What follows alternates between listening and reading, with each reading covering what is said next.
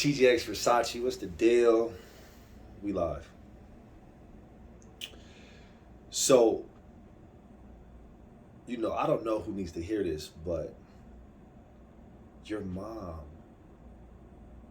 can't make you a man. She can't teach you how to be a man.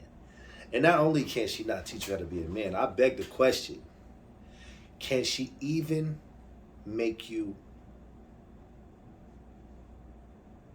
a contributing member of society, or a good person, or a healthy person, or a complete person? Now this is like a topic that I know is like touchy, and I know that a lot of people are gonna say, well, my mom was there and but just because she was there with you didn't mean she was there for you. Understand that there's a difference. There's a real big difference, right? And not only that, it's like, I could say, hey, I cook just as good as Gordon Ramsay, but if the food tastes like shit, where's my receipts, right? If I got proof that the food is trash, I could say anything. And people could say, oh yeah, it tastes great, but it really tastes like, oh, it tastes great, as you're fucking throwing up and giving it to the dog because the dog will eat anything. If it doesn't taste good, it doesn't taste good. That's just a fact. So here's what we need to talk about. Let's just get right into it.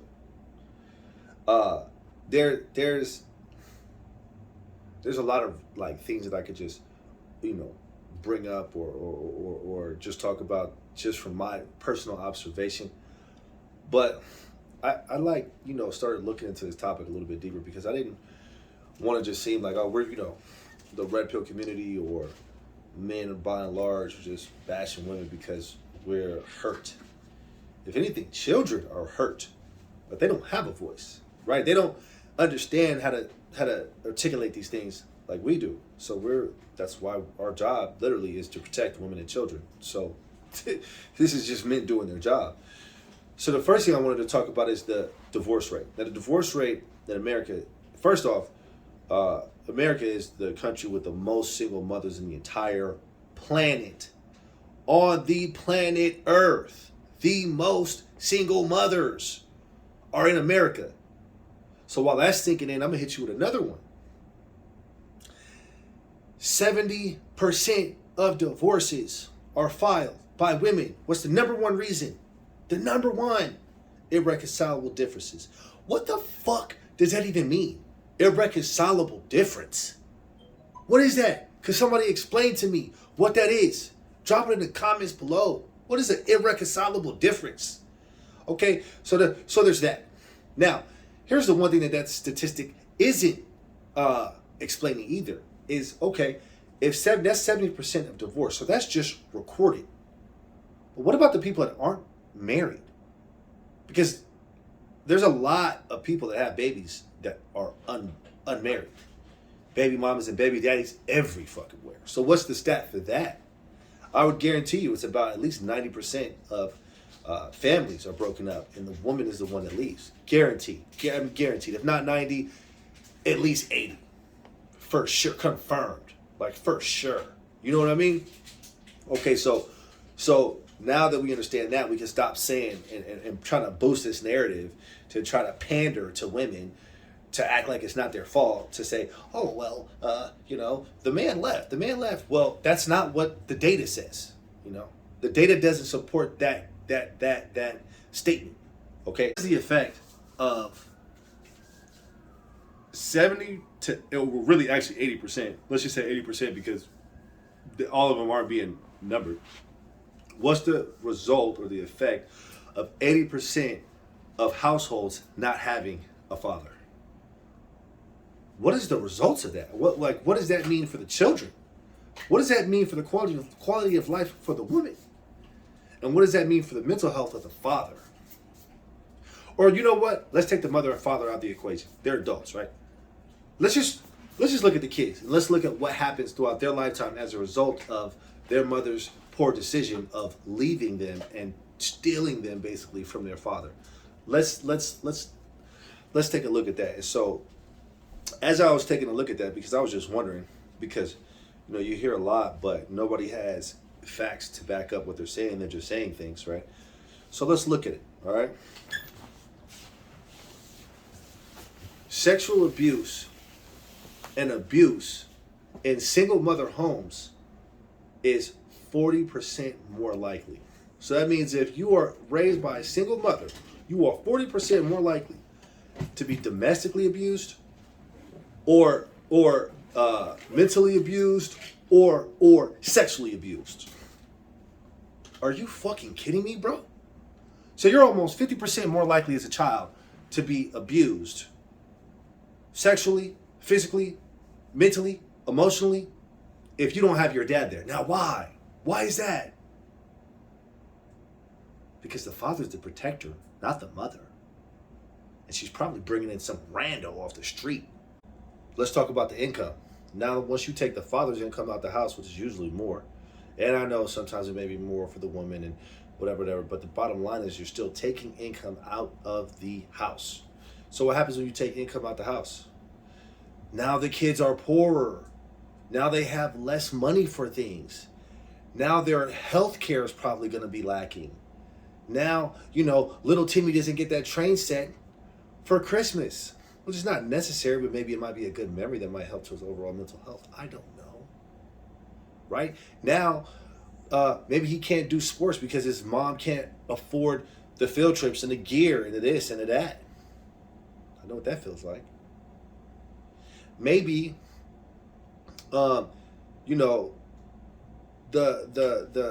there's more situations to where they feel like they're lacking and they feel less. Now their self-confidence may be affected by this.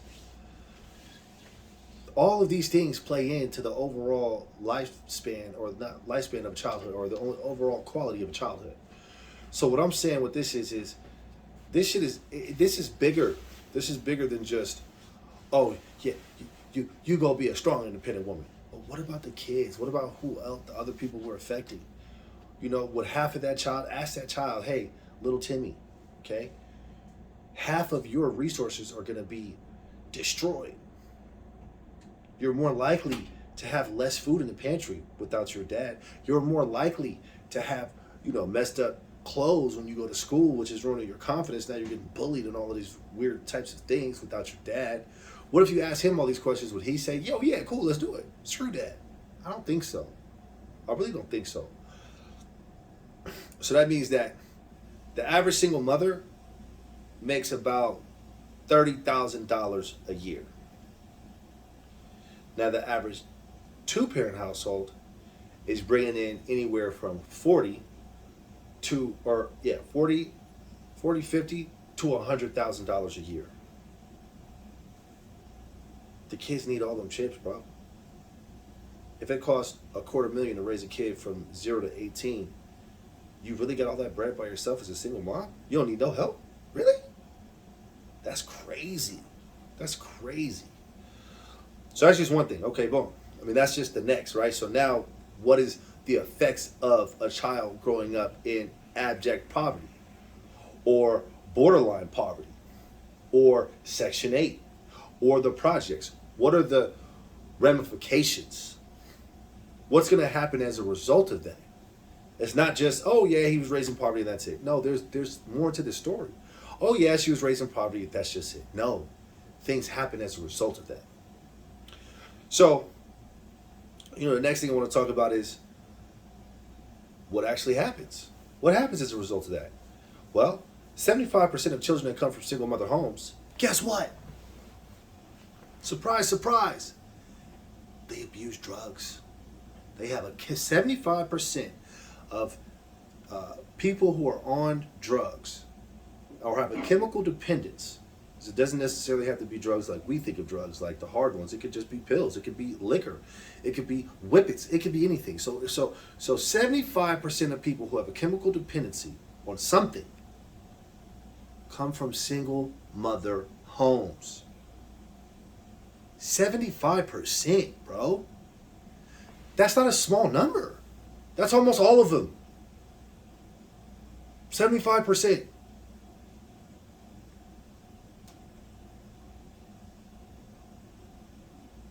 This is intense. Keep it hot. This is very, very intense.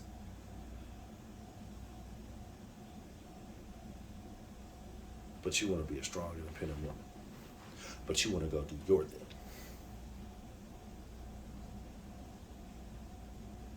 I mean, you know, if you just break it all down, it's just unbelievable. But what does the chemical abuse lead to?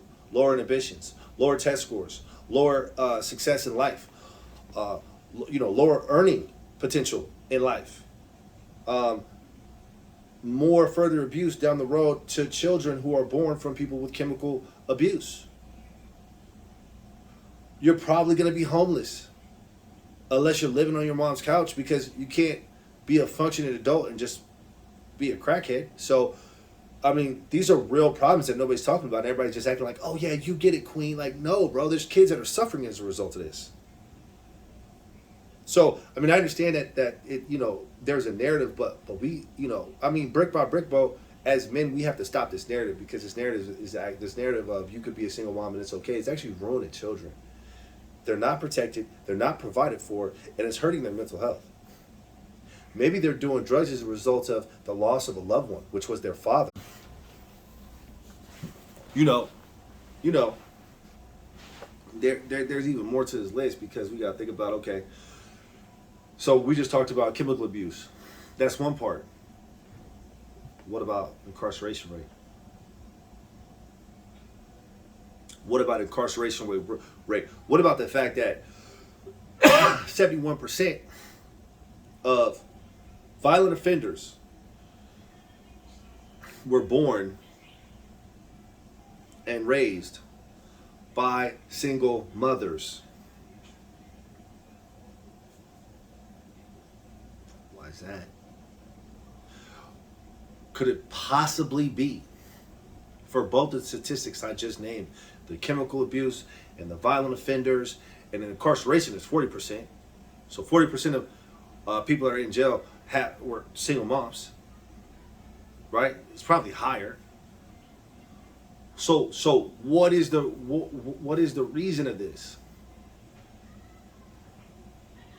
There has to be is it the fact maybe that their emotional state is unbalanced, because a woman can't really teach you how to be balanced emotionally, because that's not their job? Because they could go through life emotionally unbalanced and everybody says, oh, she's on her period. Oh, she's just a girl. It's okay, she's just tripping.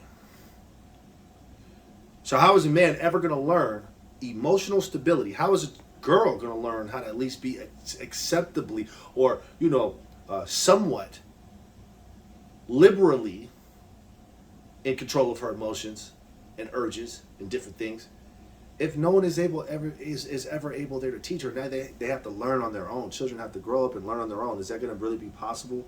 Is that something that's like widely possible, that everybody's going to be able to do easily? No. And even if it was, is that giving our children the best chance? Keep it hot. Okay? Now I'm pretty sure that there's more factors to that than just the emotional stability part that their mother can't teach them. I'm pretty sure it's idle mind is the devil's playground. You know what I mean? If these kids if no one's around to watch them, if they're being neglected because she has to go to work, or because she's hanging with the new guy, or because they get dropped on their grandparents and their grandparents are really too old to actually hold them down and put them on the right page. You see what I'm saying? So there's so many different factors to this. It's more than just, or the cell phone's raising the kid, or the school is raising the kid, or their peers are raising the kid, or the streets are raising the kid. I mean, come on. Right? Okay. So there's that. I mean, there's many different factors. We can't just say it's one. So we got to think about all of this. And that brings me to my last point, and this is probably the saddest point, because I have particularly knew people that have tried to kill themselves, and I particularly knew people that have deleted themselves, and you don't really know what's going to happen. You never really see it coming. And I know, like, a lot of people out there, I don't know about you specifically watching this video, but I know that a lot of people out there, this is at least how I felt, like, man, bro, I wish there was something I could have did. I wish they would have talked to me. I wish I would have known, but there's really no way to know. Nobody can ever express themselves openly. Nobody knows how to handle their emotions. Nobody knows how to talk to people and communicate. You see what I'm saying? Because that's just how it is. I don't know. Motherfucker would rather go on TikTok or go on the internet and explain all their drama to the internet and vent to the internet than vent to an actual person. It's not the same when you go vent on the internet. You have to actually vent to an actual person. You have to. That's why, people say, oh, people need therapy and things like that, because you have to actually deal with this trauma. Unresolved trauma will lead to high incarceration, teen pregnancy, pleasure-seeking habits, because you just want to feel good, because you want to escape, but you don't even know what you're escaping from. You know what I'm saying? So 63% of suicide nationwide, 63% of the people that deleted themselves in America came from single mother homes.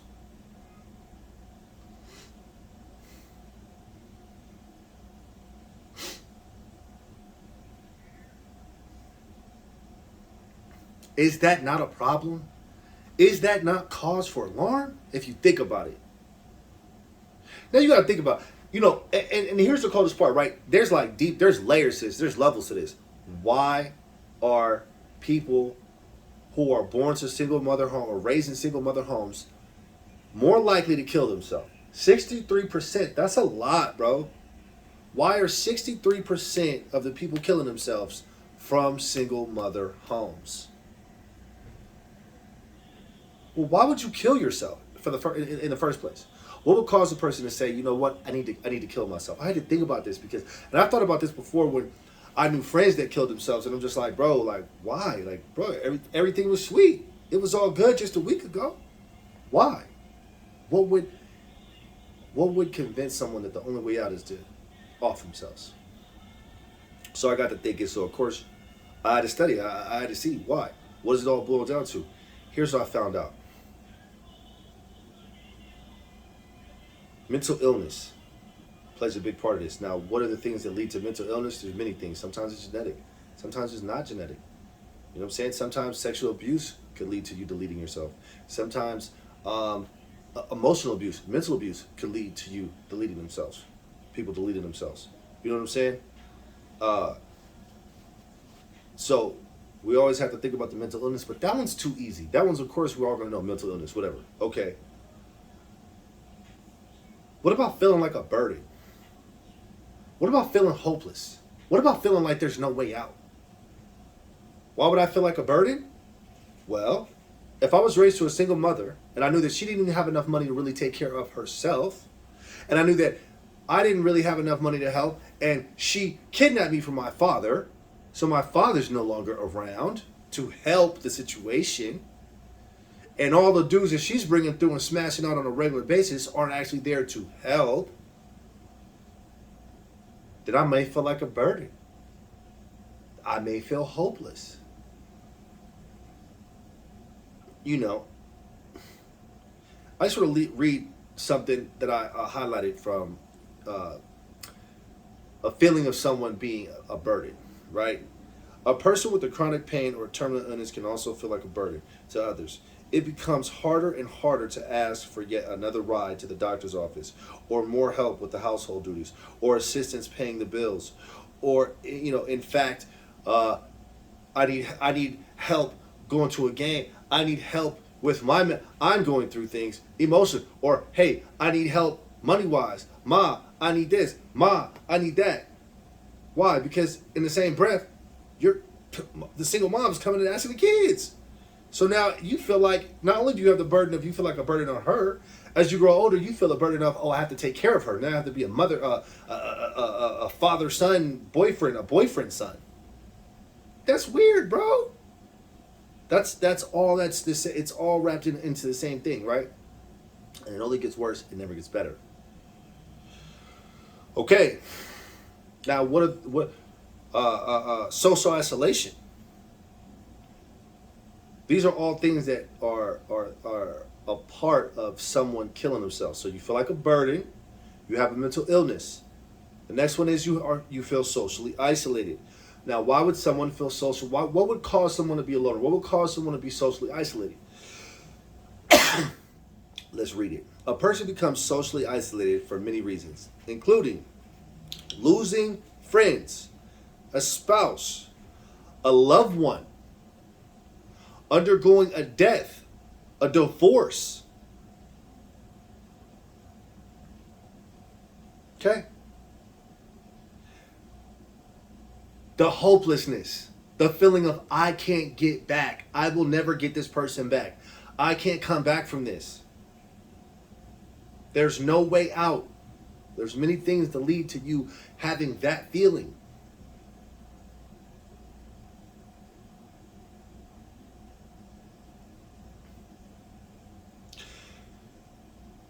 You know, I mean, social anxiety comes in many forms. Social pressure comes in many forms. But I'm going to continue. Social isolation can also be caused by internal factors, such as low self-esteem. This can lead to loneliness and other risk factors of suicide, such as depression, alcohol abuse, drug use. Remember remember the chemical dependency thing I was talking about? Yeah, this type. See how it's full circle and they all go hand in hand and they're just skipping down the road like the Wizard of Oz, right? And so, these women are ripping these children away from their fathers, and they're acting like, oh, it's okay. I hate him, so they'll hate him too. No, they're an extension of you, but they're not your property. They're not like a dog. They're human beings with complex emotions that, are going to have to deal with life themselves. And you can't just speak for them like that. How do you know that they don't want to be around their dad? Unless their dad is, just obscenely harmful to them or sexually abusive or something like that, which is a very low case. That's a minority of the cases out there. It's wrong, bro. And it's wrong because what you put that child through throughout their lifetime, it's not fair. It's not fair to that kid. They're innocent. And I'm an advocate for that, as men, we have to protect women and children. But first, we have to protect the children. They're innocent. So, these are all the reasons why someone would delete themselves. But there's more. Traumatic stress. Let me read it. A person who had traumatic experience including childhood sexual abuse, rape, physical abuse, war trauma, are at great risk for suicide, even many years after the trauma.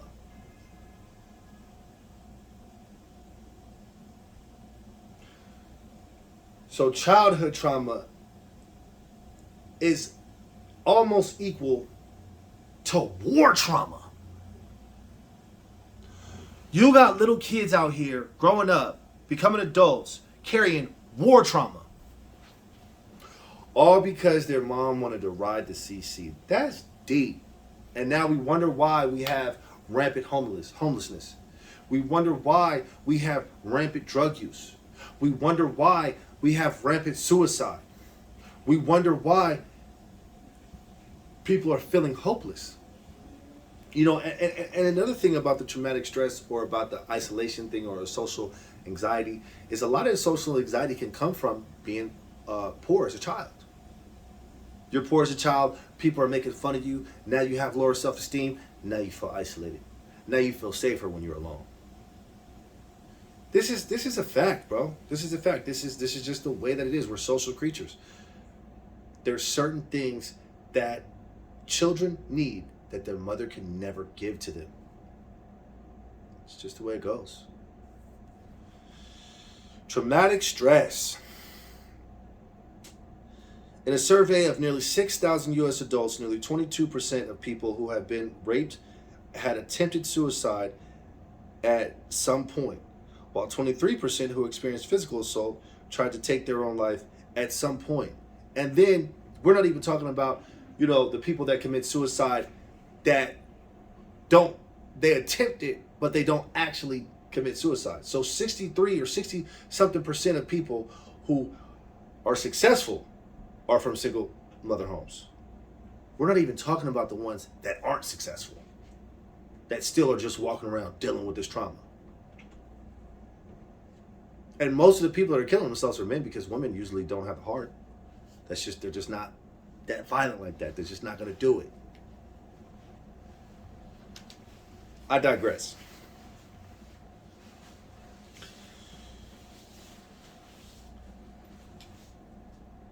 I believe that antisocial behavior and drug use can lead to a myriad of unhealthy things in a community. So let's read the next one.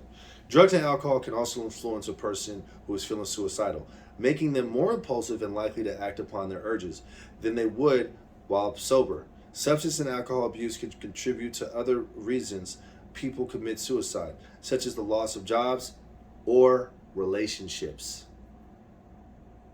The rates of substance use and alcohol use disorder are also higher among people with depression and other psychological disorders. Put these factors together and the risks increase. So you feel hopeless, you feel below poverty line, so you don't feel like there's any way out because no one's ever taught you how. You don't know how to control your emotions because you didn't have a dad to teach you that. You probably were abused by whoever she brought in the house, at least 40% more likely. And I mean, it may have been a couple of people, and it's only just been one. Then there's many different ways for abuse. So once we add all these factors up, it's an epidemic. It's an epidemic. So when people put a face on it, like, oh, she's a strong, independent woman. Oh, she's a strong single mom, or she's a great. No, bro. No. She's one piece of the problem that is destroying the country. You know what I'm saying? Or at least children. So anyway, tell me what y'all think about this. Comment below and just do the research for yourself. If you don't believe me, do the research for yourself, bro. Don't believe me. Go do the research for yourself so you can really see what's the source of all the drama. It wasn't like this in the 30s. It wasn't like this in the 20s. There was more war trauma than psychological and mental health crisis. There's a psychological and a mental health crisis in America. Why is that? Could it possibly be stemmed by the fact that we are the country with the highest rate of single mothers? Is single motherhood leading us to a sick society? Let me know. Catch y'all on the next one. Subscribe!